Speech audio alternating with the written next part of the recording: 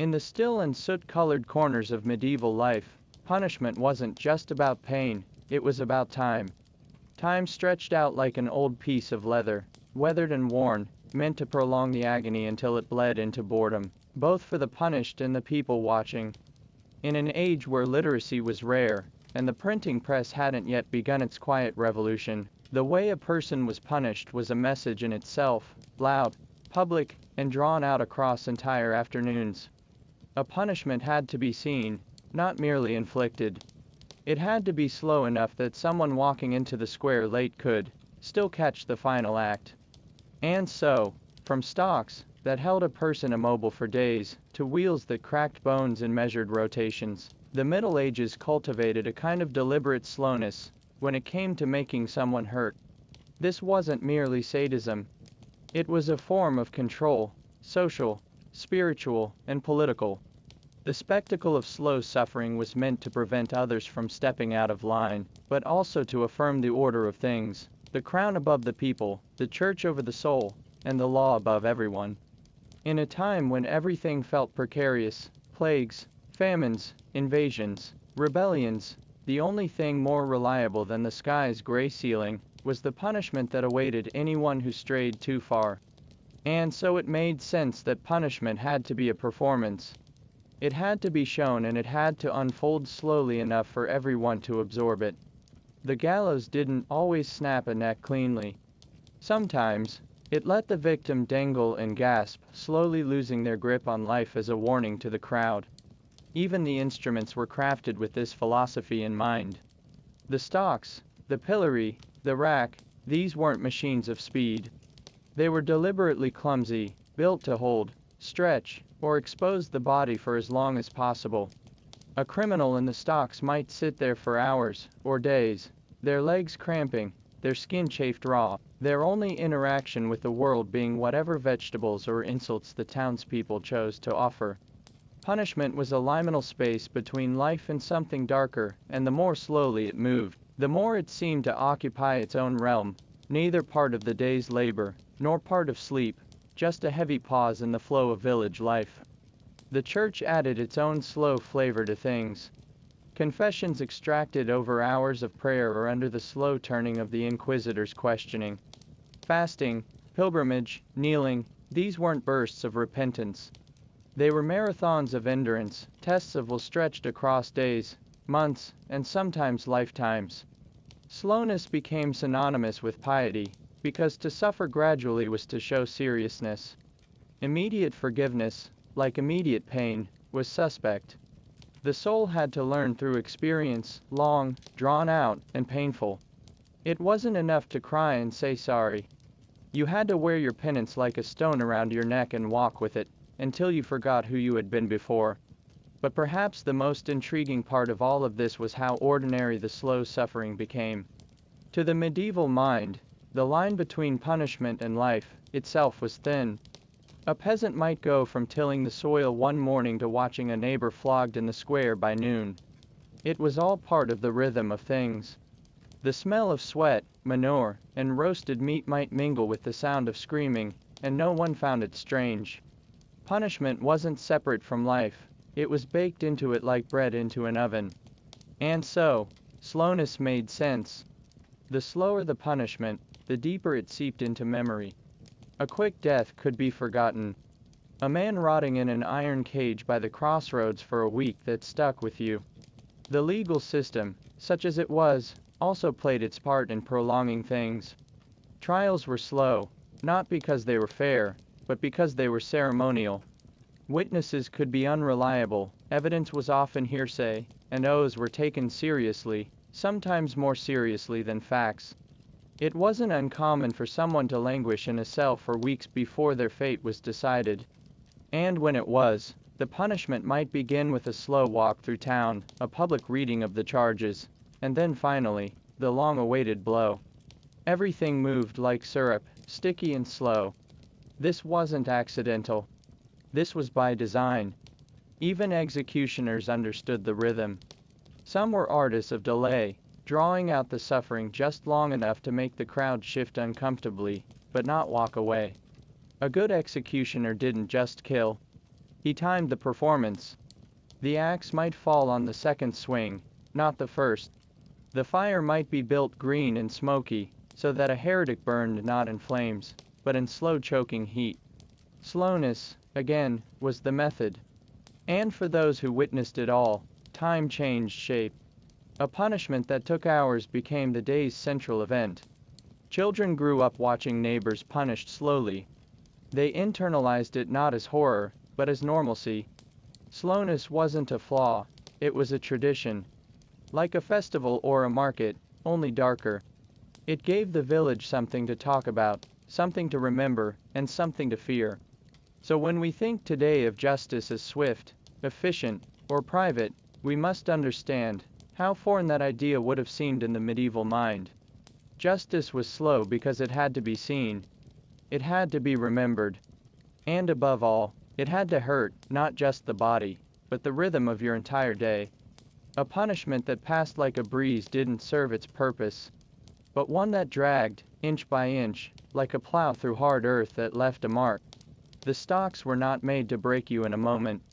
They were made to unmake you slowly, not with steel or fire, but with time, discomfort, and the quiet erosion of dignity. You didn't scream in the stocks. You sighed. You winced. You shifted.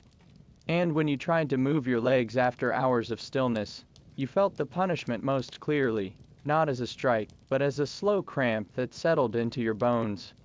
The stocks were simple, a wooden frame, locked around the ankles and sometimes the wrists or neck, leaving you seated or hunched, exposed to the weather and to every passing insult.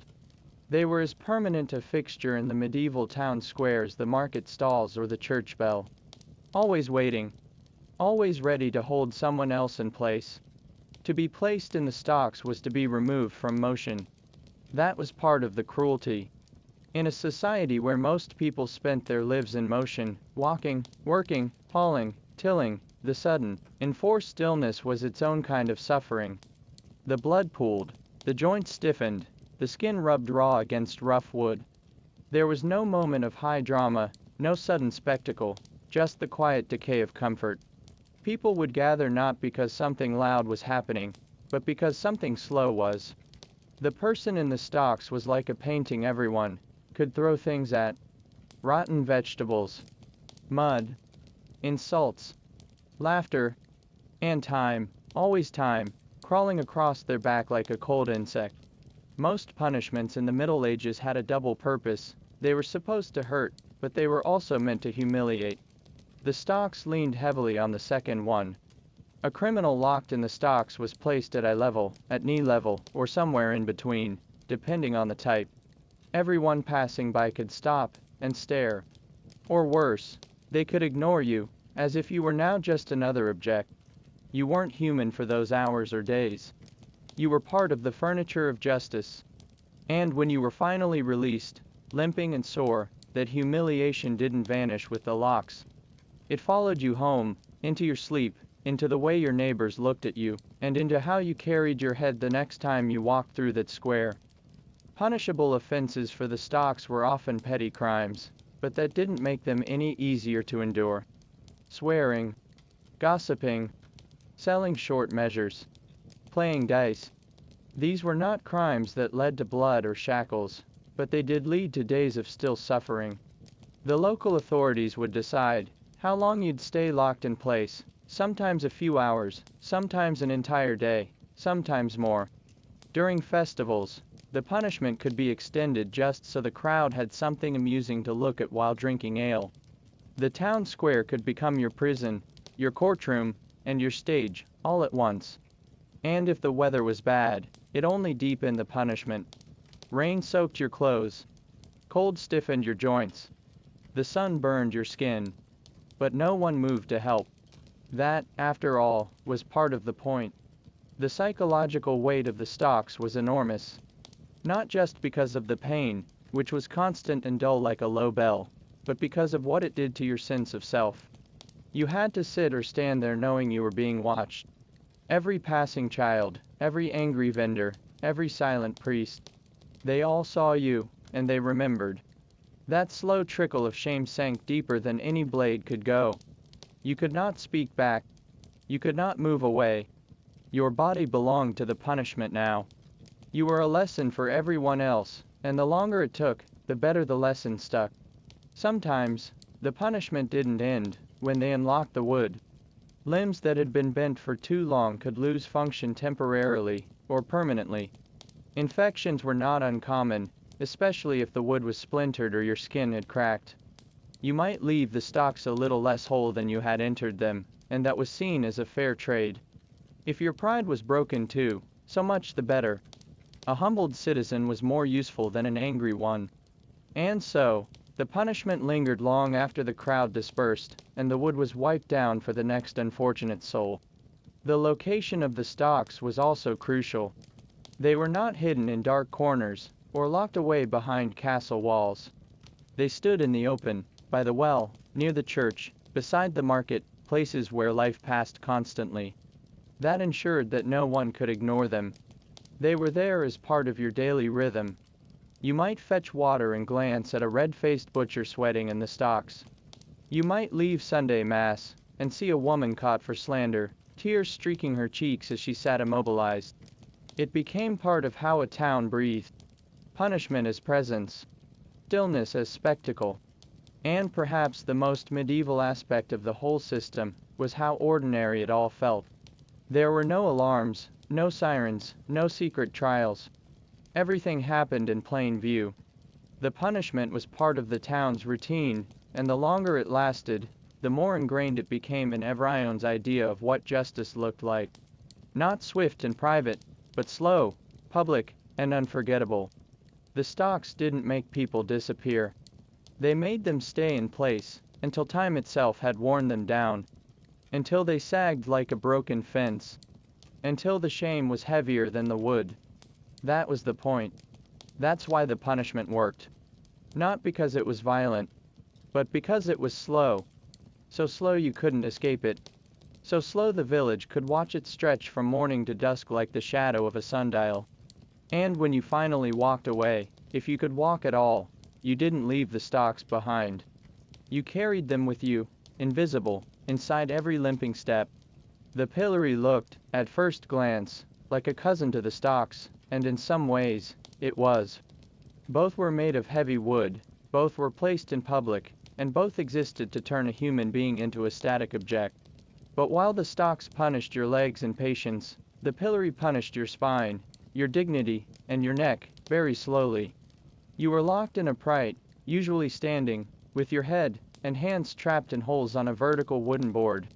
There was no way to move comfortably. No cushion for your back. No relief for your muscles. Just the gradually growing weight of your own body, tugging downward on your shoulders and neck, hour after hour. The longer you stood there, the more your muscles trembled. First your legs burned. Then your lower back. Then the tendons in your arms, pulled tight by the wooden brace. But worst of all was your neck. Bent slightly forward, frozen in an unnatural position, it began to ache, not suddenly, but gradually, like a stone growing heavier on a shelf made of bone. The pain didn't shout. It whispered. And it whispered for hours. The longer you stayed locked in, the more your body begged to collapse. But there was nowhere to fall. The pillory held you like a vice, slowly pressing the idea of punishment into your muscles. Like the stocks, the pillory was placed in busy areas, marketplaces, crossroads, churchyards. The goal was not only to restrain, but to display. It turned your suffering into a spectacle. People didn't just pass by. They watched. They laughed. They pointed. They might throw fruit or dung or worse. You weren't just being punished. You were being unmasked, publicly transformed into the sum of your crime. Whether you were guilty of lying, cheating, or insulting someone of importance, the pillory didn't care. It wasn't subtle.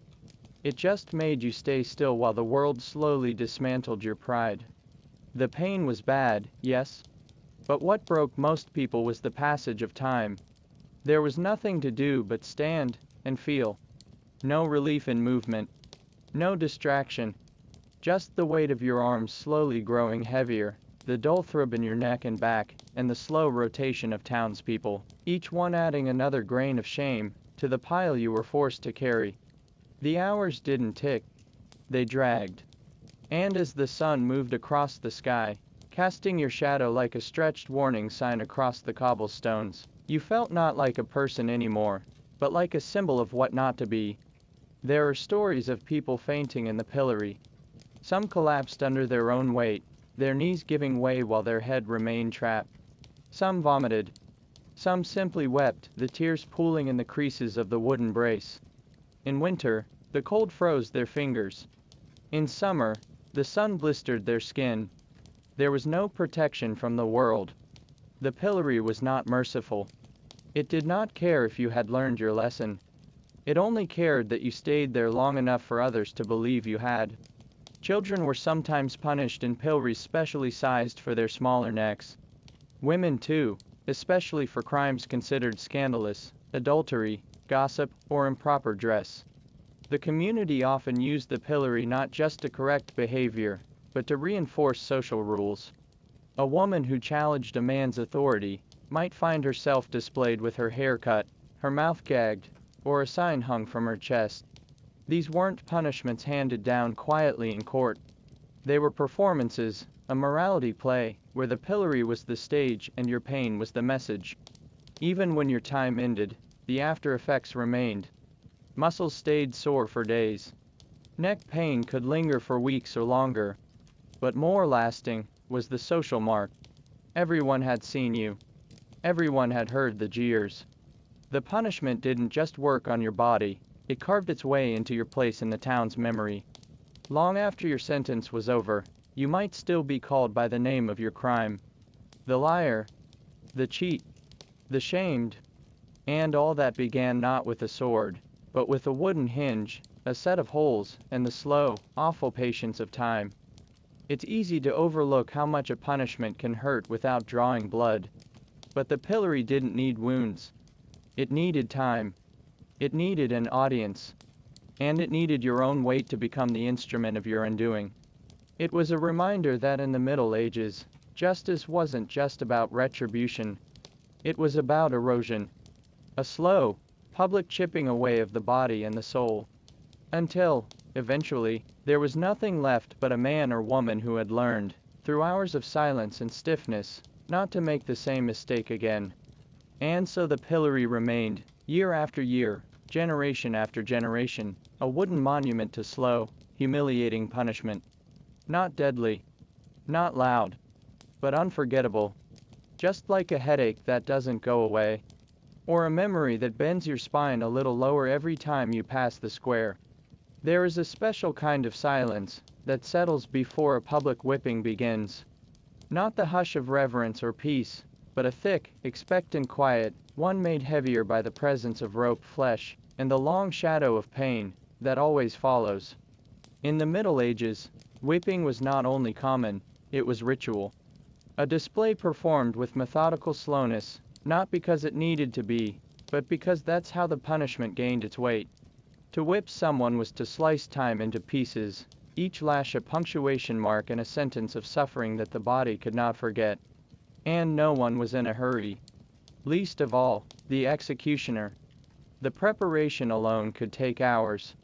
The accused would often be tied to a post in the village square, or to the tall upright pillar outside the town hall or church. Stripped to the waist or even further, depending on the crime and the mood of the authorities. A list of offenses might be read aloud as villagers gathered, murmuring, waiting. Some brought food. Others brought their children. This was not just punishment, it was a civic occasion. The moment the first lash landed, it broke more than skin. It broke the flow of daily life, and replaced it with something slower, darker, more deliberate. The whip was not always a simple tool. Sometimes it was a cat o' nine tails, a handle with several cords, each one knotted, some tipped with metal or bone. Other times, it was braided leather, stiff and cracked from years of use. And each time it struck flesh, it didn't just cut, it left a memory. First, the skin would redden. Then welt. Then break. Blood might run down the back in long, deliberate lines that matched the rhythm of the strokes.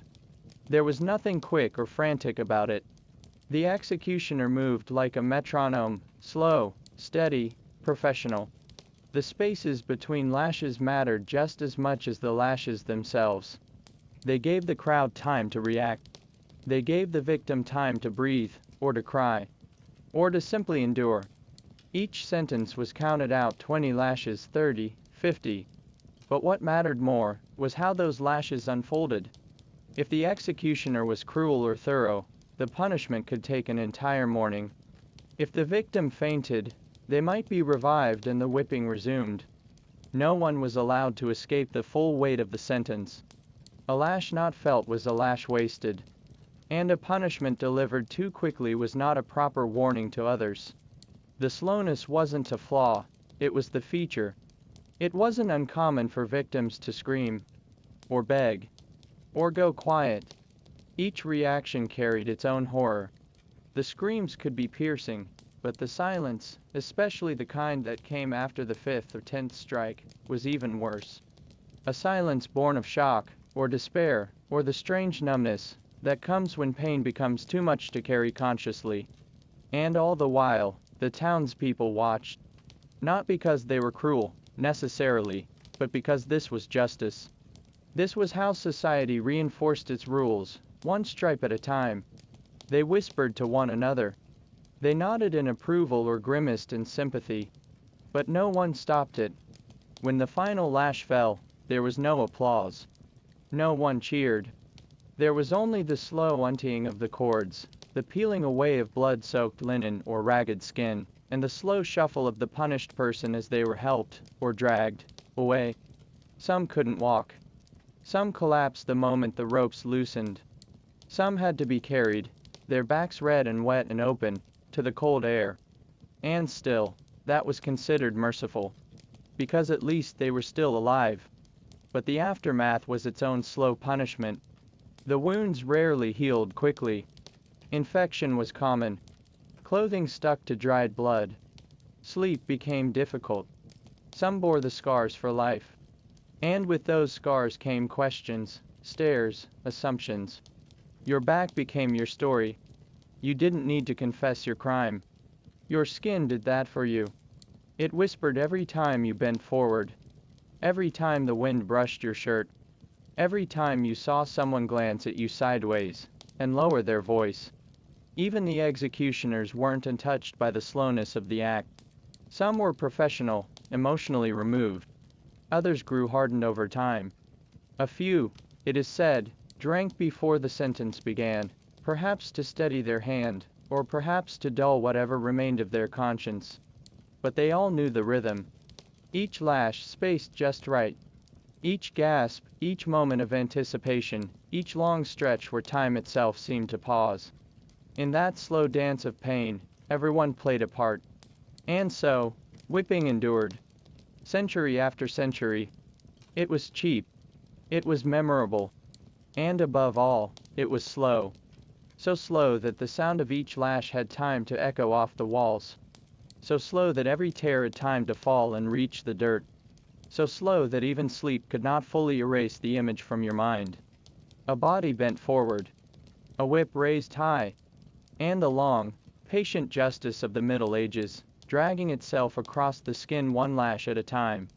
There is something final about branding. A mark that doesn't fade, a punishment that lingers long after the crowd has gone home, and the fire has gone cold. Unlike whipping or the stocks, which lasted for hours or days, branding carved punishment directly into the skin, and by extension, into a person's identity. It was a quiet punishment in some ways, not as loud or theatrical as a public hanging, or the crack of the lash, but it had its own slow horror. The slowness wasn't just in the act of burning, it was in the waiting. The long, suspenseful moments as the iron was heated, as the accused stood or knelt nearby, watching the blacksmith-like executioner test the heat by flicking droplets of water, listening to them hiss and vanish. The punishment didn't come all at once. It came in heat, in smoke, in the slow realization that something was about to be done to you that you could never take back. Branding was often used for repeat offenders, those who had already been punished before, but hadn't learned their lesson. Thieves might be marked with a T, blasphemers with a B, vagrants or beggars with a V. Sometimes the letters varied by region, sometimes by judge, but always they were chosen to tell a story. A story you couldn't interrupt, couldn't silence, couldn't erase. It was a permanent advertisement of your crime, written not in ink or paper, but in scar tissue. And the placement of the brand mattered. Some were burned into the palm, visible every time you reached out. Others on the cheek or forehead, a brutal declaration to anyone you ever spoke to or passed on the street. A brand was not just a mark, it was a sentence that never ended. The branding process itself was deliberately theatrical in its preparation. The iron, shaped with care into a simple letter or symbol, was placed into a bed of glowing coals. There it sat, as the crowd gathered and the accused waited. Minutes passed. Then more. And still the iron heated. The heat needed to be perfect, not too cold, or the mark wouldn't take. Not too hot, or it might char too deep and cause uncontrolled burns. The executioner would watch the color shift from dull iron gray to glowing red, sometimes orange. It was not rushed. Nothing in medieval punishment ever was. When the iron was finally ready, the accused would be restrained, held still by ropes or assistance or fear. The chosen area of skin would be exposed, cleaned if they were feeling precise, and then, slowly, the iron would be lifted. That moment, the moment between lifting and pressing, was perhaps the worst. It stretched, heavy with dread, a silence between the crowd's murmurs and the victim's breath. Then, without ceremony, the iron was pressed to the skin. And everything changed. The sound came first, a sizzle, a pop, a soft hiss like bacon on a pan. Then the smell, burning flesh, unmistakable and unforgettable. Then the pain, sharp and sudden, but oddly deep, as if it came from inside the bone rather than just the skin. Some screamed. Some fainted.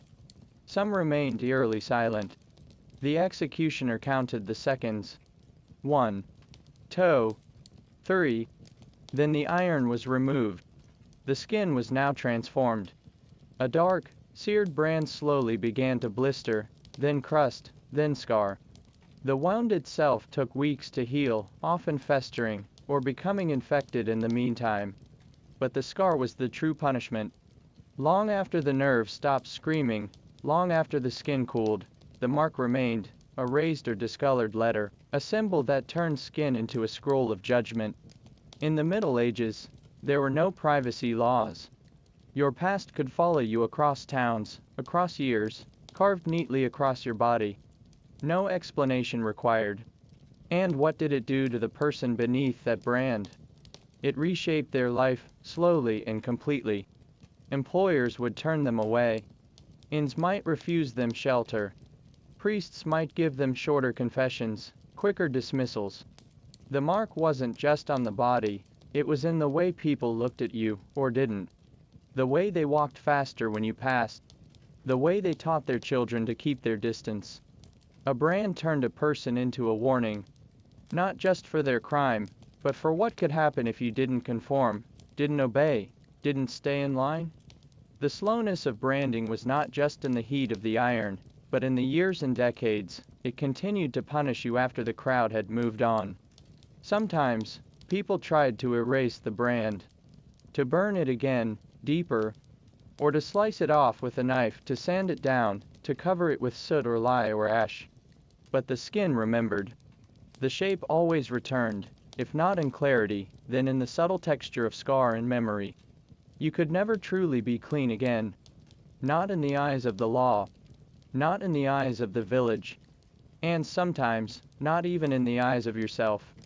In a world obsessed with sin, visibility, and permanence, branding was a perfect punishment. It was slow in every possible way, slow to prepare, slow to heal, slow to forget. It required no speeches, no swinging axe, no messy bloodshed. Just iron, heat, and the ticking clock of a ruined reputation.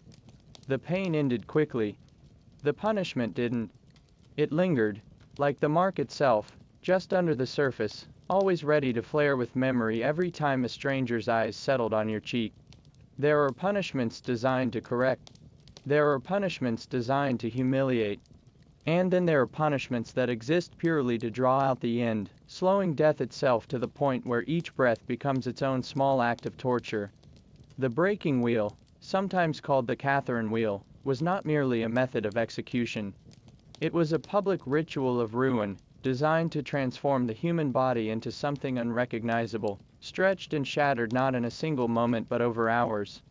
And the wheel moved slowly, not by turning, but by the way it let the punishment settle into every limb, every inch, every gasp of the condemned. The setup was often deceptively simple. A large wooden cartwheel, sometimes upright, sometimes laid flat. The condemned was tied to it, arms and legs spread wide, sometimes threaded through the spokes, sometimes fastened to the rim like a grotesque compass rose. And then the real work began. The executioner didn't swing a sword or drop a rope. Instead, he used an iron bar, a club, or a sledge, and he began to strike. Not randomly, and not fatally at first. The blows were targeted, slow, and cruel, meant to break the limbs in specific places, to transform arms into twisted lengths of ruined bone, legs into bent and swollen wrecks. Each strike had a rhythm. Each one echoed off the wood and stone. Each one was followed by silence. Not mercy, just silence. The number of blows was sometimes predetermined, based on the crime or the judge's decree. 12 strikes. 20. More. But the intent was never to kill immediately. The purpose of the wheel was to keep the person alive, barely, so that death would not come swiftly. The blows were usually dealt in a set order, beginning at the legs, then the arms, moving upward. The bones cracked audibly. The limbs sagged at unnatural angles. The body, once firm and upright, became a loose, quivering mass of ruined tissue. But the heart kept beating. The eyes stayed open. That was the point. That was the design. Once the breaking was complete, the condemned was left on the wheel, sometimes for hours, sometimes for days. Birds would land and peck. Insects would swarm. The sun would burn. The rain would soak. There was no comfort, no hope, no rescue. The slowness of death became part of the punishment itself. The longer the body stayed alive, the more impressive the execution. Some people died within hours. Some lingered into the next morning. Some accounts tell of victims whispering prayers long after their legs were splintered beyond use. And still the town watched. Not always cruelly, but with the dull-eyed acceptance of people who had seen it all before. This was what justice looked like when you slowed it down to a crawl. In some places, a final mercy might be granted, a coup de grace, a blow to the chest or head meant to end it once the suffering had served its purpose. But mercy was not guaranteed. It was not required. The idea was not only to punish the body, but to create a visual warning so graphic, so slow, so unforgettable, that the memory would stay in the minds of every witness. Children would remember. Strangers would speak of it for days. And criminals would flinch at the thought of the wheel's slow, awful logic. The wheel was a punishment mostly reserved for the worst crimes, murderers, traitors, bandits. But even then, its use wasn't always about proportionality. Sometimes, it was political. Sometimes religious. Sometimes arbitrary. What mattered wasn't just what you did, it was who wanted to make an example of you. And the wheel was a very thorough example. There was nothing symbolic or theoretical about it. It worked on bone and blood. It operated at the pace of suffering. It demanded that the public not look away. And it asked the condemned to endure, with each breath slower than the last. Even after death, the punishment could continue. Bodies were often left on display, tied to the wheel and raised on a pole like some twisted scarecrow. Days might pass before the remains were taken down. The bones whitened under the sun. The birds did their work. The wind hummed through the spokes. And the village returned to normal. But the wheel remained. Even when not in use, it stood as a silent threat. Slow justice. Slow death. Slower forgetting. In many ways, the breaking wheel represents the essence of medieval punishment. It wasn't about efficiency. It wasn't about fairness. It was about performance, endurance, spectacle, and above all, time. The Middle Ages didn't always need death to be quick. Sometimes, death was most useful when it refused to arrive until the last possible moment. When every cracked bone and gasping word stretched the punishment beyond a single hour a day into something mythic, something unforgettable, something that taught, slowly, painfully, and permanently, that some crimes were not meant to be paid for in silence. In the Middle Ages, punishment didn't always come with fire or steel. Sometimes, it came with water. Cold, heavy, and inescapable. Among the slower, more humiliating punishments was dunking, a public spectacle that combined the discomfort of near drowning with the slow erosion of dignity. This was not a punishment designed for speed or finality. It was designed to stretch suffering out across hours, one breath at a time. Dunking was often reserved for people accused of public misbehavior, gossiping women, argumentative scolds, fraudulent tradesmen, or, more famously, those suspected of witchcraft. The punishment varied by location and custom, but its core was simple: tie someone to a chair, or strap them into a special contraption known as a cucking stool, then lower them into a body of water, slowly, repeatedly, and always in front of a crowd. The point wasn't necessarily to kill. It was to humiliate, to frighten, and to make a lesson last long enough that the entire town could enjoy it. The process began with display. The accused would be paraded through the village, often in torn clothing or with a sign announcing their crime. The crowd would follow, muttering, laughing, jeering. The slow procession ended at a river, lake, or large pond, anything deep enough to submerge a body, and still wide enough to gather an audience. The stool itself was either fixed on a long beam, like a seesaw, or suspended by ropes over a platform. It creaked. It groaned. And it waited, patient as ever. Once the accused was strapped in, arms bound, legs tied, back rigid against the wet wood, the dunking began. Slowly, the crowd leaned forward as the stool tipped. Water rose, inch by inch. Then, with a splash, the chair vanished beneath the surface. Sometimes the person screamed. Sometimes they held their breath and waited. But either way, the water took them. Not for long, maybe 10 seconds, maybe 15. Then they were pulled back up, gasping, choking, sputtering, coughing up cold and panic. But there was no rest. After a moment, they were dunked again. Then again. Again. The repetition was the punishment.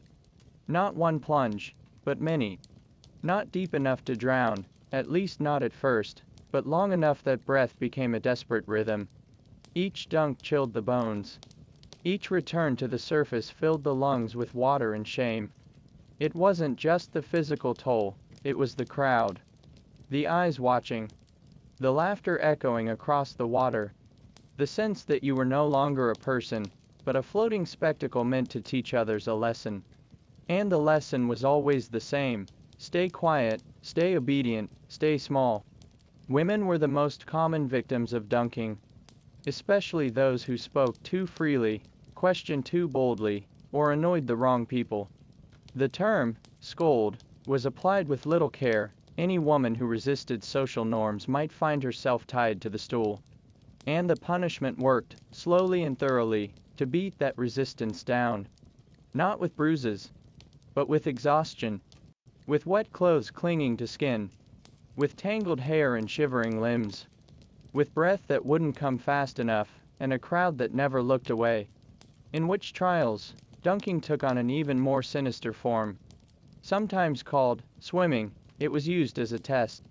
If the accused floated, they were said to be witches, unnatural, rejected by the water.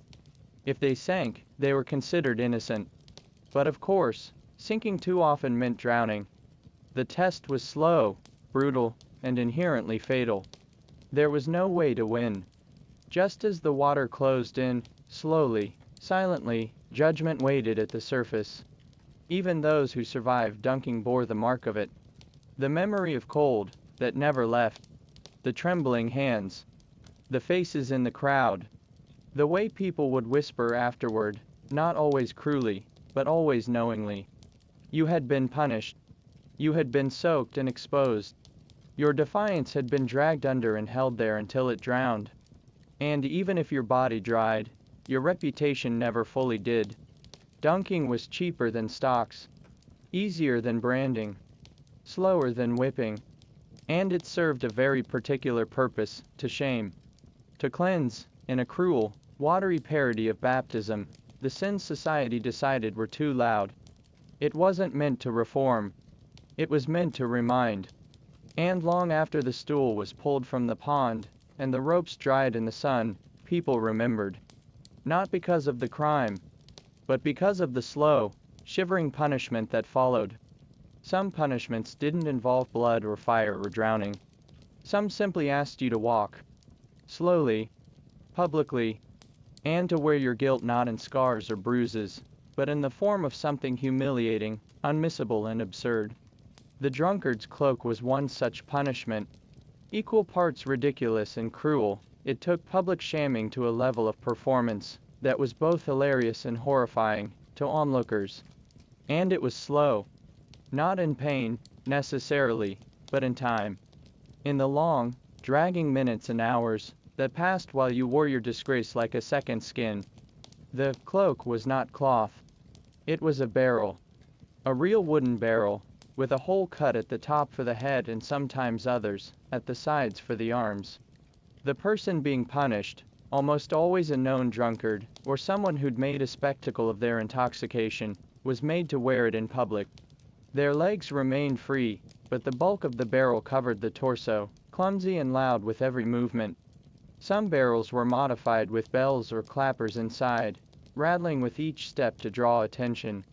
Others were painted or inscribed with slogans like, "Beware, drunkard," or "Lazy fool." There was no mistaking what you were meant to be. Once inside, you were paraded through the village or town square. Sometimes led by officials.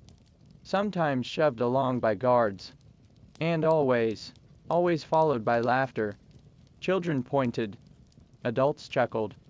A walking joke, except the person inside the barrel wasn't laughing. The wood was heavy. It chafed against the skin. The openings for arms and head didn't always align comfortably, making the whole act of movement awkward and exhausting. And every step echoed your shame like a drum beat. People would pretend to toast mockingly, or stagger exaggeratedly beside you, mimicking your supposed offense. It was a punishment not just of the body, but of dignity. The point of the drunkard's cloak wasn't to inflict lasting physical harm. It was to break the spirit. To slow you down, make every inch of your path through town feel like a mile. To make sure that even long after you were sober, the memory of walking in that barrel stayed with you. It was embarrassment as punishment, shame as spectacle. And the longer you walked, the heavier the barrel felt, not just on your shoulders, but in your mind. Every street became a gauntlet. Every familiar face a witness. And no one let you forget it. The cloak was also a warning. It told others what could happen if they didn't hold their drink, if they made fools of themselves in the tavern, if they stumbled home singing songs too loudly in the night. Towns didn't need jails for this kind of correction. They just needed a barrel, a street, and time. The punishment was cheap, theatrical, and deeply memorable. And for those watching, it reinforced the quiet message of the Middle Ages: fit in, keep quiet, and never, ever become the joke. Some towns extended the punishment. The person might be forced to stand still in the marketplace for hours, or to walk in circles, or to recite apologies aloud while wearing the barrel. The longer they wore it, the more uncomfortable it became, not only physically, but emotionally. The initial embarrassment gave way to fatigue, to aching feet, to sore shoulders and bruised ribs. And still, the crowd watched. Not because they were especially cruel, but because they were used to it. Because watching someone else stumble slowly through punishment made their own lives feel just a little more secure. There are stories of people never recovering from the shame. They'd leave town. They'd withdraw from neighbors. Some simply gave up trying to be taken seriously again. Because once you had been in the barrel, You were never quite the same. Even if you sobered up. Even if you never touched ale again.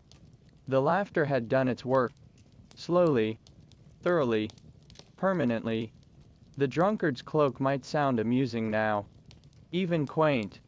But in its own slow, lumbering way, it was one of the most effective forms of medieval control. No chains. No lashes. Just a barrel. And the long, heavy walk through the village with everyone watching. Waiting. Remembering. You could dry off from a dunking. You could heal from a whipping. But the weight of public laughter, especially the slow, echoing kind, was harder to shake off. In the long list of medieval punishments, few were as common, or as deceptively cruel, as the pillory and the stocks. At first glance, they seem almost simple, almost harmless. No blood. No fire. No immediate pain beyond the discomfort of wooden restraints. But the true punishment was never in the structure itself. It was in the waiting. The long, slow passage of time. The endless exposure. The hours that stretched into something more damaging than any sword ever could. The stocks typically held a person's legs, clamped between two heavy wooden boards, with their feet exposed and immobile. The pillory, by contrast, restrained the head and hands in a wooden frame that stood upright, placing the victim on public display.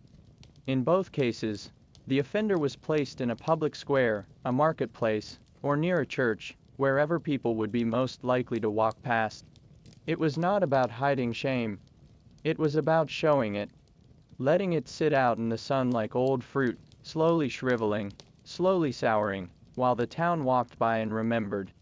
What made these punishments uniquely medieval wasn't just their form, it was their duration. You weren't in the pillory for a moment. You were there for hours. Sometimes an entire day.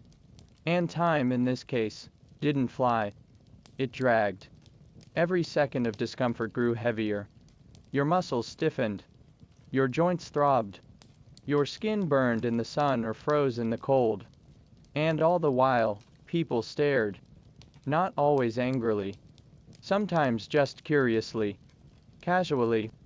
As if you were part of the furniture of town life. A monument to wrongdoing. What you felt most wasn't the wood or the pain. It was the hours. The way they built on top of each other, pressing down on your back like invisible stones. Each hour brought a new ache, a new reason to regret, a new wave of self-consciousness. And still, the end didn't come. You watched shadows shift on the ground. You watched people come and go. And you waited. And waited. And waited. Crowds could be cruel, of course. Children might throw mud or spoiled food. Adults might jeer, or worse, recognize you. Someone you owed money to. Someone you once insulted. Someone you thought had forgotten. They hadn't. And now, you couldn't move. You couldn't defend yourself. You could only stand there, exposed and helpless, while their words, more than any stone, struck true. For some, the stocks or pillory came with additions. Signs hung from the neck describing the offense in bold letters. Thief. Liar. Fornicator. Others were forced to wear mocking hats or shameful costumes. Some had their heads shaved. The punishment wasn't only about discomfort. It was about spectacle. It turned the street into a theater, the criminal into an actor, and the townspeople into an ever-changing audience. No intermission. No applause. Just stares. Always the stares. The pillory was also designed to humiliate physically. Locked in with your neck and wrists constrained, your body slumped forward in a kind of forced bow. You couldn't lift your head fully. You couldn't straighten your back. You were bent low in an involuntary posture of submission. And your legs trembled beneath you. Because the worst part of standing still is realizing how much energy it takes. How even motionless suffering drains the body, one slow breath at a time. And then came the weather. Sunburn. Rain. Wind. Cold. Flies. No protection. No shelter. Just your body, and time, and the slow punishment of standing still when everything inside you wanted to run, or hide, or disappear. Sometimes you were left overnight, sometimes longer, and the longer you stayed, the less you felt like a person. The more you became part of the square. An object. A warning. When you were finally released, if you were, there was no applause. No welcome. Just sore limbs. A sunburned face. Dirty feet. And a head full of memories you didn't want. Even if you walked away, your reputation often didn't. People remembered who had been in the stocks, who had stood in the pillory. And they remembered how long you stayed there, how you looked, how you winced, how you cried, or didn't. Every second was another thread in a story they'd tell for years. Pillories and stocks may not have broken bones, but they broke time into pieces. They turned every minute into an hour, every gaze into a blade. And they did it slowly, quietly, efficiently, not with screams or flames, but with stillness. With the weight of time made visible, measured not in blood, but in the number of people who stopped to stare, and kept walking. When we think of prison today, we imagine something structured, a defined sentence, a beginning and an end. But in the Middle Ages, prison wasn't always a punishment in itself. It was a place you were thrown into while people decided what should be done with you. Not a sentence, but a waiting room. Except this waiting room was dark, cold, wet, and time, rather than justice, became your real punishment. Most medieval towns and cities didn't build prisons to rehabilitate. They were holding pens, temporary dungeons where you were stuffed away and forgotten. Jails were usually underground or in the corners of castles, monasteries, or town halls. Sometimes they were just old storage rooms, or stone cellars repurposed with a heavy door and some iron bars. There was no standard design. Just darkness, moisture, and time. There were no beds in most prisons. No blankets. If you were lucky, you might sleep on straw. More often, you slept on bare stone. Food was inconsistent, and you had to pay for it yourself, or rely on friends and family to bring it. If you had no friends, you starved slowly. Water might be brackish, carried in a bucket, or leaking through the walls. Cleanliness was not a concept that prison recognized. Rats and lice were constant companions. The air was thick with mildew, waste, and coughs. Sometimes the only light came from a great high above, too far to see through, too far to reach. But it wasn't just the conditions, it was the waiting. Time in a medieval prison wasn't measured in days or months. It was measured in the slow dripping of water, in the number of times you stood and sat down again, in how long you could sit without speaking, and in how long before your name was finally remembered by someone who had the authority to decide your fate. You might wait for trial, but trials took time. The judges traveled. Cases stacked up. Documents were lost. Sometimes your accuser died. Sometimes they changed their mind. And there you stayed, in legal limbo.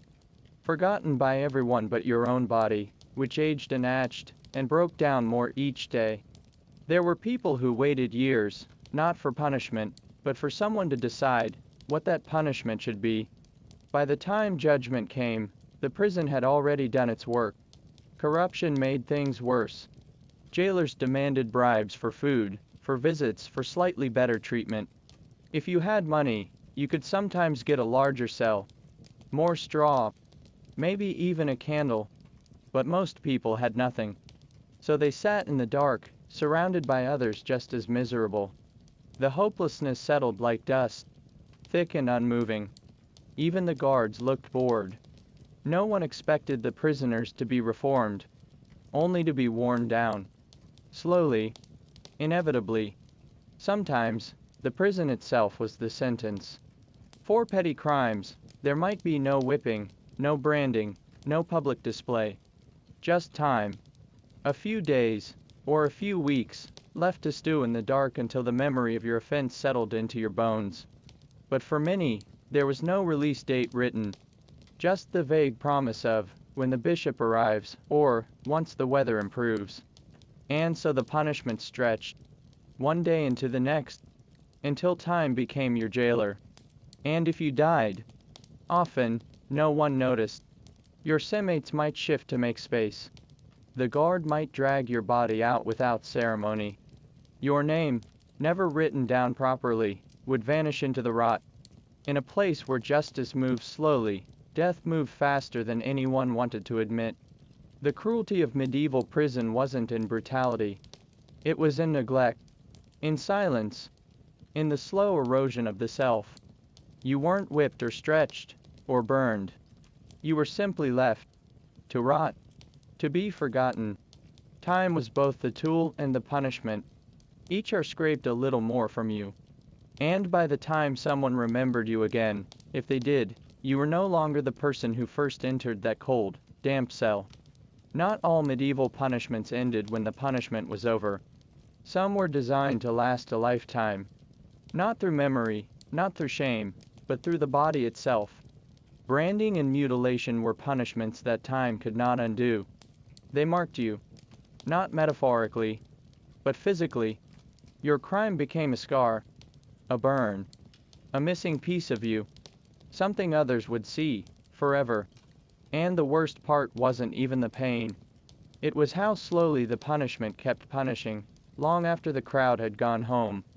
Branding was common for thieves, repeat offenders, and runaway serfs. A hot iron, sometimes shaped into a letter, was pressed directly into the flesh, usually on the cheek, the hand, or the forehead. The sizzling was real. The smell unforgettable. The pain, white, searing, and immediate, was only the beginning. As the wound blistered and bubbled, it left behind a thick, raised scar. The letter T for thief, F for felon, V for vagrant. Sometimes no letter at all, just a seared shape burned into the skin like a warning label. This was not just for identification. It was a form of social exile. Because once branded, you could not hide. You couldn't pretend to be someone new in the next town over. The mark was your introduction, your story, your failure. People saw it before they heard your name. And whether or not the crime was justified, or the branding fair, didn't matter. You were a marked person. And the world didn't forget. Mutilation was even worse. Because it involved taking something away. A hand, a finger, an ear, a tongue. The punishment for stealing might be the removal of a hand. For lying, your tongue. For blasphemy or false testimony, an ear. The body became a record of your crime, but also a limitation on your future. Try begging for work without a right hand. Try speaking your case without a tongue. You couldn't. The mutilation followed you home, into the fields, into your dreams. It hurt long after it healed. Sometimes mutilation was symbolic. The removal of ears for those who refused to listen to authority. The slicing of the nose for women accused of adultery or moral offense. These were gestures of public dishonor. They turned the human face into a warning sign. You weren't just punished, you were transformed into an example. And transformation, in this case, was irreversible. Executioners performed these tasks, often with the same tools used on livestock. Red-hot irons, blades, axes. There was little care taken to make it clean or humane. The goal was to damage and to do so efficiently. Medical care afterward was basic, if provided at all.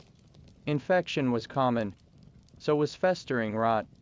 A simple branding could become fatal not from the burn, but from the days that followed. The fever, the swelling, the slow decline. What made these punishments especially cruel was how they blurred time. The act itself was over in seconds. A quick press of iron, a clean cut, but the effects were lifelong. Every mirror reminded you. Every sideways glance from a stranger. Every child who stared too long. You carried your punishment with you, on your face, your limbs, your silence. And worst of all, there was no way to erase it. No makeup, no surgery.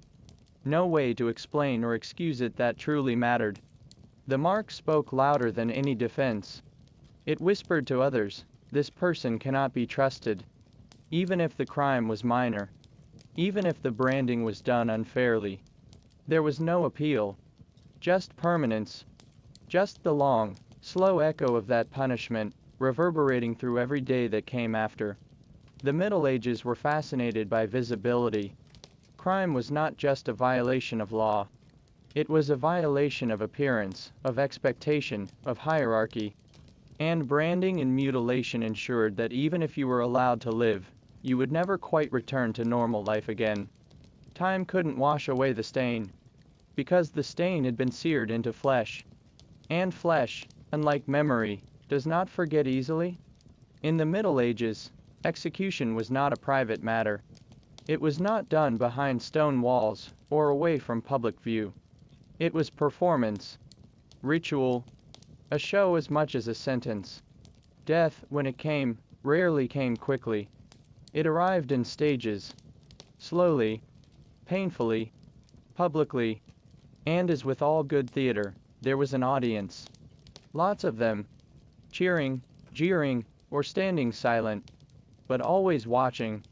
Because in the Middle Ages, an execution wasn't just about ending a life, it was about sending a message, loud and clear, across time. The build-up began long before the blade fell or the rope snapped. Executions were announced ahead of time. Town criers shouted the details in markets. Word of mouth spread like fire. People traveled from nearby villages just to see it. Some brought food. Others brought their children. The sight of execution, whether it was the gallows on a hill, or the scaffold in the square, became a temporary carnival. But instead of jugglers and dancers, the main event was death. And the slower it came, the better the story. Hanging was common, but rarely clean. If the executioner was skilled and merciful, a properly calculated drop could snap the neck. But more often than not, the rope was too short, or too long, or simply placed wrong.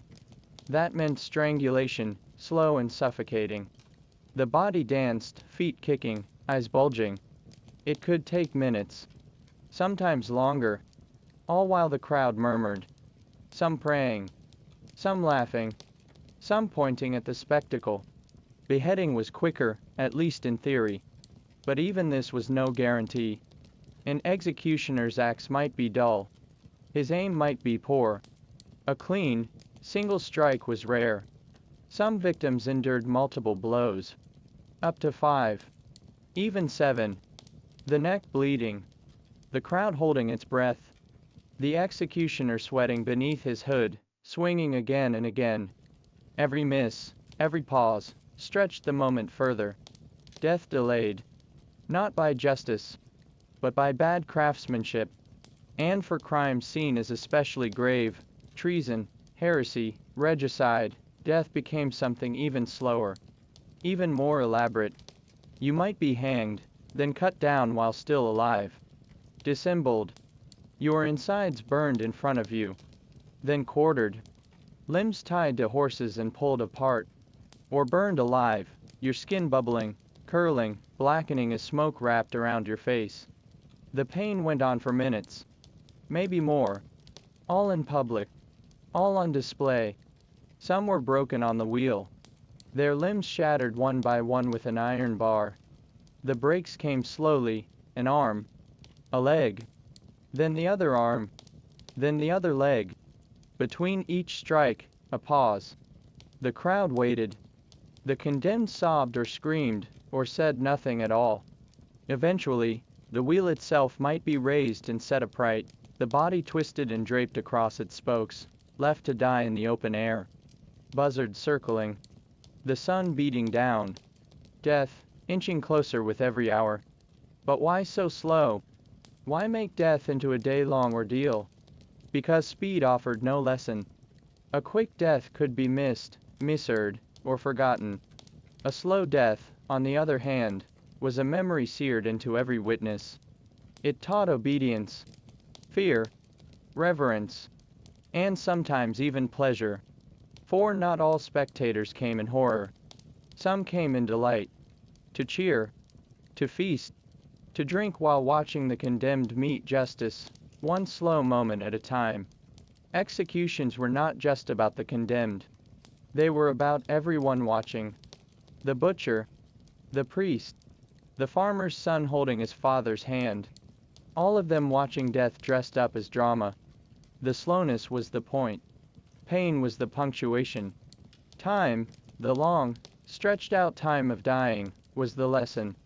And the deeper the lesson, the harder it was to forget. Some condemned men and women tried to speak before their death. Final words. Apologies. Prayers. Or curses. But those words were often drowned out by the crowd. By the noise. By the sounds of wood cracking, rope straining, or metal meeting flesh. And in the end, it didn't matter what they said. What mattered was what they became. A symbol. A warning. A very slow story with a very final end. In the medieval world, justice was often less about facts and more about certainty. And certainty, it was believed, could be extracted, not gently, not fairly, but physically. In this grim process, torture didn't just follow a conviction. It came before, as a tool of investigation, as a method to help the truth emerge. Slowly, painfully, and often wrongly. You didn't need to be guilty to be tortured. Just accused. Suspicion alone could land you in a dark chamber, where ropes, irons, and devices waited. Because the logic was simple. If you were innocent, God would give you the strength to endure. And if you confessed, well, then that was proof enough. This wasn't justice. It was certainty through suffering. And the only clock ticking was how long it would take to make you scream. The room where torture happened was rarely large. Sometimes a basement chamber. Sometimes a windowless annex off the side of a church or a lord's hall. The air was stale. Tools hung on walls. Some rusty, some clean. There might be a rack or rope suspended from beams. There might be weights, pulleys, or wedges. And often there were chains, cold, unyielding, and ready to hold you in place while men in robes or armor prepared to ask questions that had only one acceptable answer. The rack was among the most infamous methods. You were laid on a wooden frame. Your wrists and ankles bound to rollers at each end. Slowly, always slowly, the rollers were turned, stretching your limbs. Joints pop. Muscles tore. Bones creak. But the point was not to kill. It was to reach that perfect moment of agony, when speech broke free. Any speech. Even lies. Then there was the strappado. You were hoisted into the air by your arms, tied behind your back. And then dropped. Not to the ground, but to a sudden stop. The jolt tore at your shoulders. Dislocated them. The pain was sharp, blinding. And if you didn't confess after the first drop, they could do it again. And again. With a calm, methodical rhythm. Thumbscrews were simpler. Less dramatic. But no less cruel. Your fingers or thumbs were placed into a device and slowly crushed. The cracking of bone. The groaning of metal. The quiet whimpers of the accused. All played out beneath torchlight, in a silence broken only by the questions. Did you do it? Were you alone? Who helped you? And always, confess. Even water was used by pouring it in.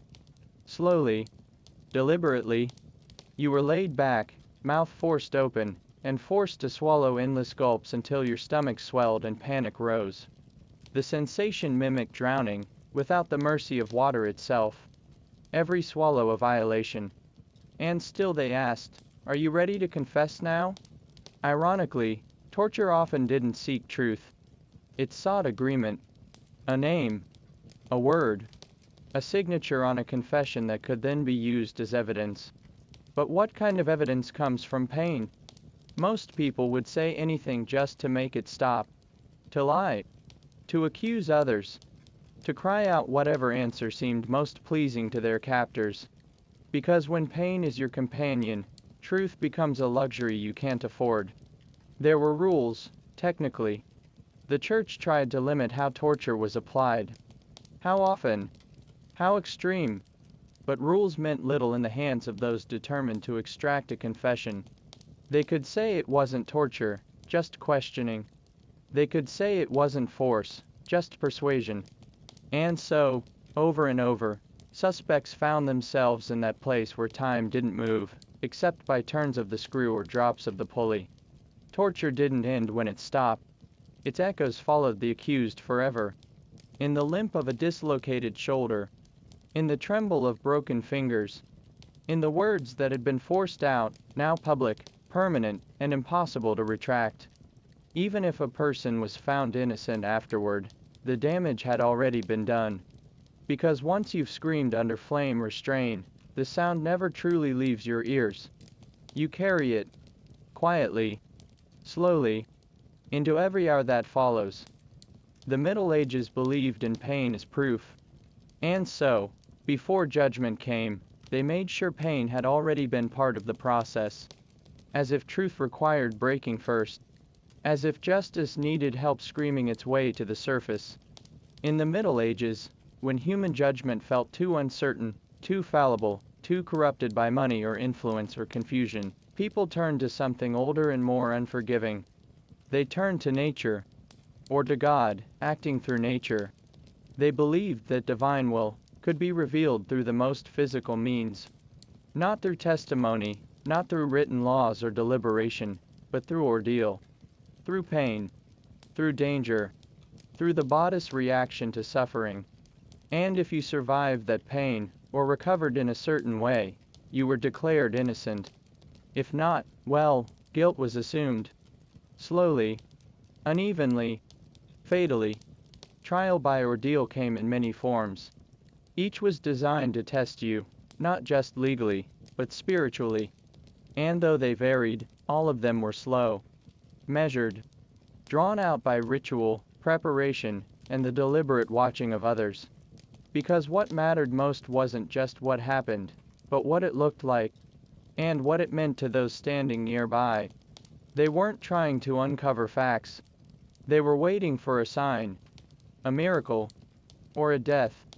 Perhaps the most well-known was trial by hot iron. You were made to carry a red-hot bar of iron a set distance, usually about 9 feet. The bar itself had been heated in a fire, sometimes before the eyes of priests or magistrates. Then it was lifted, glowing, and placed into your bare hands. You walked, step by slow step, your skin searing, smoke curling from your palms. The crowd silent, watching, smelling the flesh burn. And once the walk ended, the iron was dropped, the wound bandaged, and you were sent away, to wait. Not minutes, not hours, but 3 full days. 3 long days passed in prayer, seclusion, or anxiety.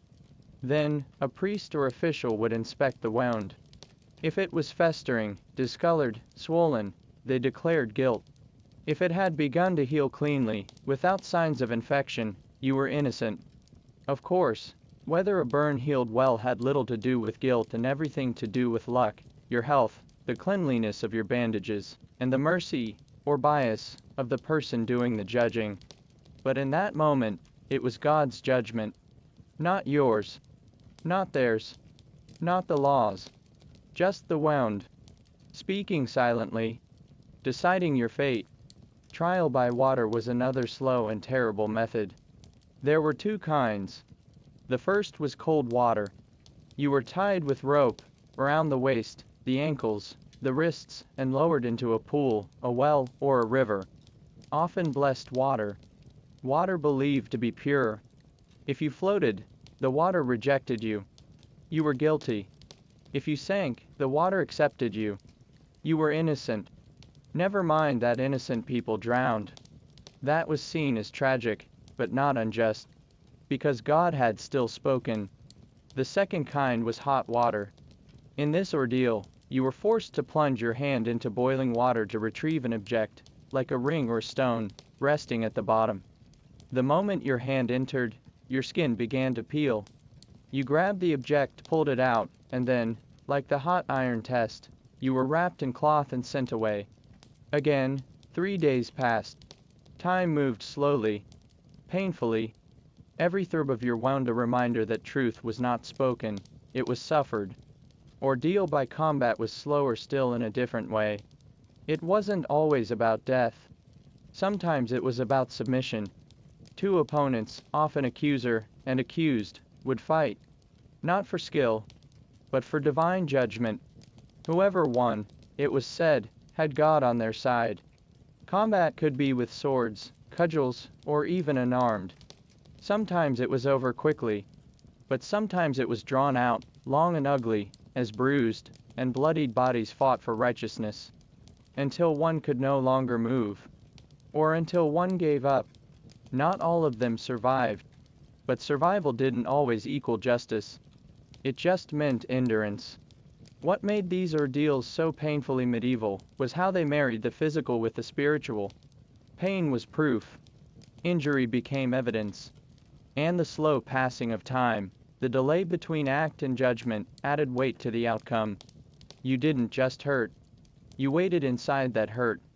Your body was the courtroom. Your wound, the testimony. Your silence, the sentence. People were told that if they were truly innocent, they had nothing to fear. But fear doesn't bend to logic. Even the righteous trembled before the fire. Even the innocent cried, when ropes tightened or skin bubbled. And in truth, most of these ordeals had more to do with power, social, religious, political, than divine will. The village might already suspect you. The priest might already doubt you. The Lord might already want you gone. And the ordeal merely confirmed what everyone had already decided. Eventually, the church itself began to doubt these practices. By the 13th century, Pope Innocent III, and later the Fourth Lateran Council spoke against ordeal as divine proof. Trials began to shift slowly, of course, to more procedural methods. But for many years before that, the ordeal was justice. Not swift, not fair, just slow, ritualized, accepted. And that's the real strangeness of trial by ordeal. Not just the pain, not just the fire or the drowning or the fights, but how normal it became. How the people watching believed, truly, that they were witnessing divine justice at work. That the wounds spoke with clarity. That God had chosen a method so slow, so cruel, and so uncertain, and yet, they followed it. Trusting that somewhere inside all that pain, truth was hiding. Waiting to be pulled out. Like a stone from boiling water. In the medieval world, punishment didn't always end with the sentence. Sometimes, it lingered. Not because of pain. Not because of scars. But because of waiting. Endless, uncertain, grinding waiting. Not for death. But for a royal pardon. A document. A seal. A flick of the king's wrist. Something that could turn punishment into mercy. Or delay it. Or reverse it entirely. But it never came quickly. And more often than not, it never came at all. To understand how it worked, one must first understand how justice was deeply tied to hierarchy. The king, or queen, was not just a ruler. They were the embodiment of divine right. Their word was law. Their mercy, sacred. And if you had been sentenced, be it to hanging, branding, mutilation, imprisonment, or banishment, there remained a single thread of hope, that the monarch might undo it. Not through the courts. Not through appeal. But through a handwritten decree, sealed with wax, and carried on horseback. A royal pardon. But asking for one was an ordeal in itself. It often began with someone else. A priest. A nobleman. A family member. Someone with the means to travel and the status to be heard. They would write a petition, a carefully worded plea that explained why the sentence was unjust or excessive. Why mercy should be granted. These petitions were full of exaggerated humility. Flowery praise. A kind of begging dressed up in etiquette. Pages and pages might be written just to describe the monarch's wisdom, hoping to sweeten the request before even getting to the point. Then the journey began. And it could be long. Because kings and queens rarely stayed in one place. They moved from castle to castle. Hunting lodges. Summer courts. Parliament. Their location changed with the seasons, with politics, with wars. So the messenger might ride weeks just to deliver a plea. Through rain, through snow, across dangerous roads. And then, upon arrival, wait even longer. Because no one simply barged into royal presence. There were gates, guards, stewards, layers and layers of protocol. And even if the message was received, it didn't mean it was read. The monarch might be busy with diplomacy, with rebellion, with hunting, or simply uninterested, so the petition could sit in a stack gathering dust, or passed off to a scribe, or buried in the bureaucracy of the royal court. Days passed, then weeks, sometimes years. Meanwhile, the condemned waited, in a cell, in exile, or at the edge of execution, not knowing if the parchment would ever come. Some were lucky. Their cases caught the eye of someone important. A bishop, a royal mistress, a noble with influence. Maybe the king himself liked the story, or saw political gain in showing mercy. And when that happened, the pardon would be written. Slowly, carefully, decorated sometimes, rolled and sealed, carried by hand, often under guard. It would arrive just in time, maybe moments before the sentence. A dramatic rescue, a crowd murmuring, a man untied from the gallows, a woman pulled back from exile. But most waited in vain. They waited months, hoping, whispering prayers, watching the sky for riders, and died anyway, quietly, forgotten, because mercy was rare, and time, in the medieval world, was cruel, especially when stretched out with hope. Even the existence of a royal pardon could be undone. Sometimes a local official ignored it. Sometimes it arrived too late. Sometimes it was forged. And in some cases, a pardon was granted, but with conditions. A vow of silence, service in the military, years of penance in a monastery. The pardon might spare your life, but not your freedom. It might save your body, but never restore your place in society. A man who waited years for mercy often found it cold and incomplete when it finally came. And so the real punishment wasn't always the sentence. It was the waiting. The endless, quiet ache of hope. The stories you told yourself. That the king would hear your case. That he would see your heart. That he would save you. But kings didn't know your name. Queens didn't read your letters. The parchment never left the desk, or was burned in some accidental fire. And the sentence, though delayed, remained waiting too. Like a shadow. Patient. Ready? In some dark way, the system of royal pardon created its own form of torture. It gave hope, but no schedule. It promised mercy, but with no voice. And it made time itself the weapon. Every sunrise a question. Every footstep outside your cell door a possibility. And when the answer was finally no, when the pardon never came, it felt like dying twice. Once in hope, once in flesh. In the Middle Ages, punishment was more than a consequence. It was more than a sentence. More than pain. More than justice. It was a spectacle. A public event. Something you didn't just endure, you witnessed. And sometimes, enjoyed. Because in a time before newspapers, before courtrooms on television, before true crime podcasts and online scandals, people gathered in the town square not to be horrified, but to be entertained. The hanging of a thief. The branding of a liar. The flogging of a blasphemer. These were not private affairs, tucked away behind stone walls. They were scheduled. Announced. Anticipated. They drew crowds. Vendors. Ale sellers. Bread carts. Even children. Families. Old women in shawls. Boys in woolen caps. All waiting to see what would happen to the poor soul, tied to the stake or standing on the platform. People came early to get a good view. Some climbed on barrels. others perched on rooftops. Those who arrived too late pressed up against the crowd, straining to see. Because punishment wasn't just about the person receiving it, it was about the people watching. The town, the community, the kingdom, and so it had to be visible, graphic, real. The lesson was loudest when it was loudest felt. You can almost hear it now. The rustle of the crowd, the thump of a drum, the crier reading out the charge. This man stole a horse. This woman practiced sorcery. This prisoner denied the king's justice. And then, the moment of silence before punishment began. The moment where fear turned to fascination. Where morality blurred with spectacle. Because whether the crowd pitied the condemned or cursed them, they still watched. They didn't look away. They couldn't. Public punishment took many forms, and each was designed for visibility.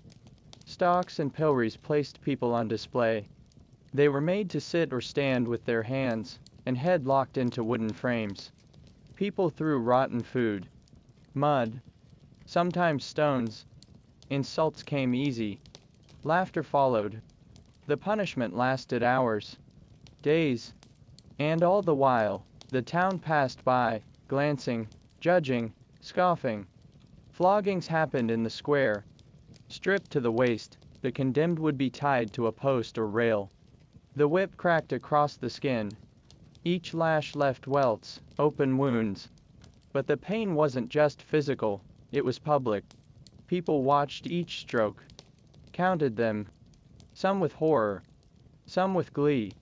And when it was over, the condemned was untied and often left to stumble away, bleeding, but now a lesson made flesh. Executions, of course, were the most dramatic. Whether by hanging, beheading, or burning, they drew the largest crowds. Sometimes entire villages emptied out to attend. In London or Paris, executions drew thousands. People packed together, eager for a glimpse.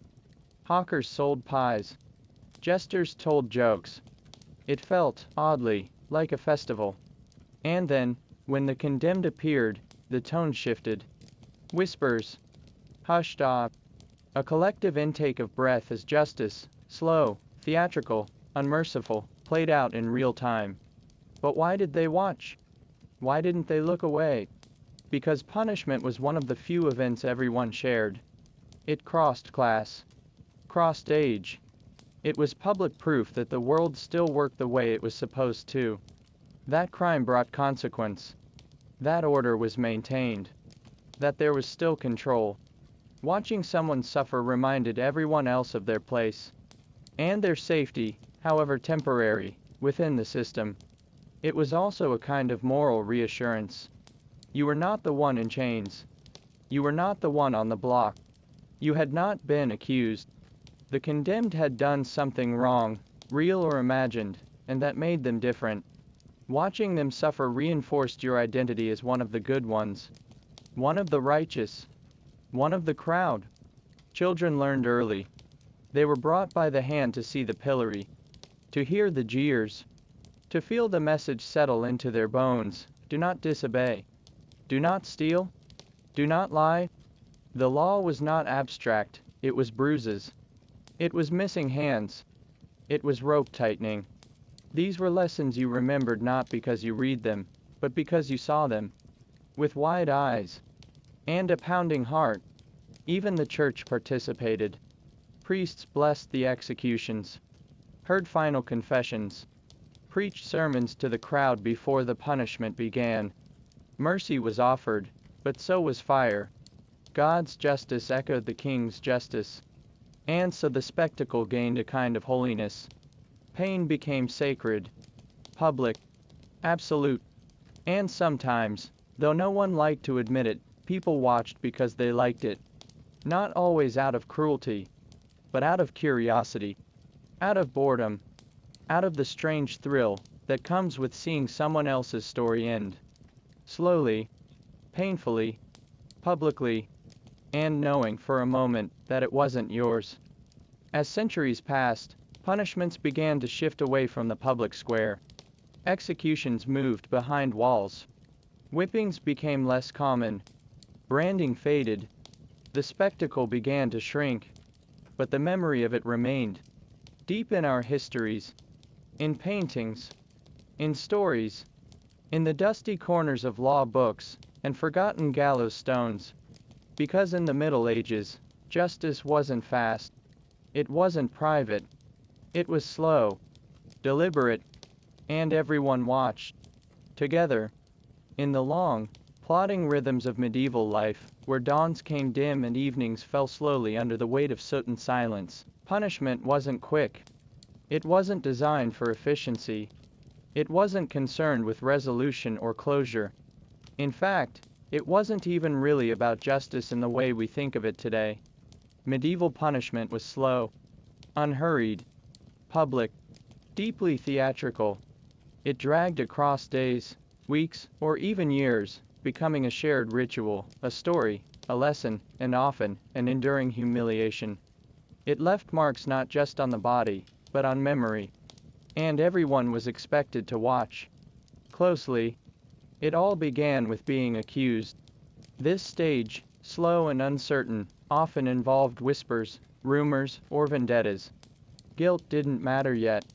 Only suspicion. A neighbor could accuse you of theft, of sorcery, of dishonor. And just like that, you were pulled into the machinery of medieval justice, which was not swift, not systematic, but lumbering and heavily wrapped in rituals and delay. Then came confinement. The cell. Or more often, the hole. Medieval prisons weren't institutions. They were waiting rooms, dark, wet, cold places, where you stayed until your fate was decided. Rats, filth, and the echo of chains became your daily company. Food, if provided at all, came slowly and unpredictably. No one hurried to feed the accused. Time itself felt like part of the punishment. Once the process began, the body became the canvas of consequence. Branding was common. Heated irons pressed into flesh left not just wounds, but labels, permanent symbols burned into skin, that told everyone what you'd done. A thief might bear a T. A blasphemer, a different mark. The letter didn't fade. Nor did the shame. The punishment was over quickly, but the mark lasted a lifetime. Branding didn't need to be repeated. Your skin repeated it for you. Mutilation was slower. More final. A hand removed for theft. An ear clipped for lying. A nose for adultery. These acts were carried out with ceremony and spectatorship. There was no anesthesia. Just the sound of metal and the raw hush of pain. The crowd flinched. Then stared. And the mutilated figure limped away, changed forever, with their punishment worn on their body. But not all punishments were physical. Some were psychological, stretched over long spans of time. Public shamming in the stocks or pillory became drawn-out performances. Days spent in wooden frames, on display, open to the town's cruelty. Rotten food thrown. Insults shouted. Sometimes worse. The slow erosion of dignity was as deliberate as any blade. For crimes considered particularly disruptive to the social order, heresy, sorcery, rebellion, torture was often employed even before any guilt was proven. The idea was simple and chilling. Pain would reveal the truth. If you endured, perhaps you were innocent. If you confessed, the truth was extracted. The rack, the strapado, thumbscrews, or boiling water, all were tools not of punishment, but of investigation. The accused didn't need to be guilty. They only needed to survive long enough to say what the torturers needed to hear. Trial by ordeal took the slowness even further. Instead of proving innocence with words, people were asked to prove it with wounds. Holding hot iron, plunging a hand into boiling water, floating or sinking in cold blessed rivers. The idea was that God would intervene. That wounds would heal cleanly if the soul was pure. And so time was added again. A 3-day wait. Watching a wound. Measuring its swelling. Letting nature decide guilt. But not all delays were about the body. Some were about paperwork. A royal pardon, a dream held by many condemned. was one of the slowest forms of punishment ever devised. Not because it hurt, but because it dangled hope. A petition had to be written, delivered, read, possibly approved. If the monarch was in a good mood, if they could be found, if someone with influence supported it, that process could take months, years, or forever. Many died waiting, their hope extinguished not by verdict, but by silence. Finally, all of this, the branding, the flogging, the executions, happened under public eyes. Punishment wasn't hidden. It was a shared event. People gathered to watch. Vendors set up booths. The town crier announced the schedule. Children came. Grandmothers too. Everyone watched the lash land. The axe fall. The condemned weep. Not because they were cruel, but because they believed punishment was a necessary story. A moral tale performed live. A lesson that only made sense when shared. There was no fast justice in the Middle Ages. Every step, accusation, imprisonment, trial, pain, appeal, spectacle, moved slowly, deliberately, in a world where the days themselves dragged beneath gray skies and muddy paths. Even justice crawled. And people accepted it, believed in it, trusted that somewhere in the slowness, truth would reveal itself. Or at least a performance of truth. One that could be watched, remembered, and told again. In the dim fear light of another long medieval night,